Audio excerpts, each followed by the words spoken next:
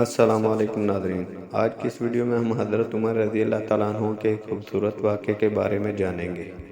تو چلیں بڑھتے ہیں ویڈیو کی طرف۔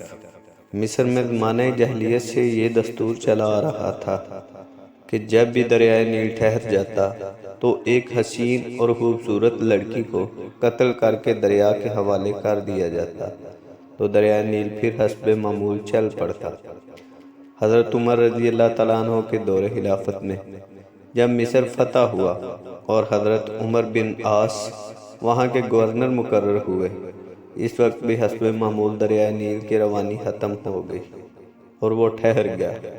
اس موقع پر حضرت عمر بن عاص نے لوگوں سے اس دستور کا ذکر کر کے اس کے مطابق عمل کی اجازت چاہی۔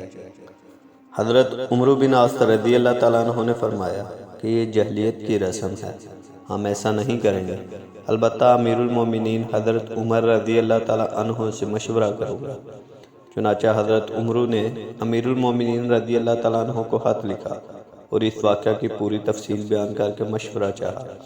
امیر المومنین رضی اللہ تعالیٰ عنہ نے اس کے جواب میں دریائے نیل کے نام ایک چٹھی روانہ فرمائی اور حضرت عمر کو لکھا کہ وہ چٹھی دریائے نیل میں ڈال دیں۔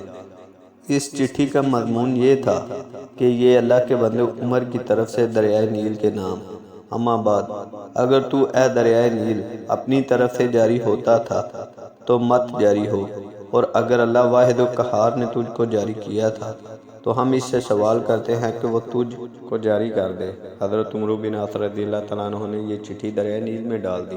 ڈالنا ہی تھا کہ دریائے نیل خوب تیزی کے ساتھ رواں ہو گیا۔ اگر ویڈیو اچھی لگے تو ویڈیو کو لائک، شیئر اور چینل کو سبسکرائب کر دیں اور بیل آئیکن کو پریس کر دیں تاکہ ہر آنے والی نئی ویڈیو کا نوٹیفیکیشن آپ کو مل سکے۔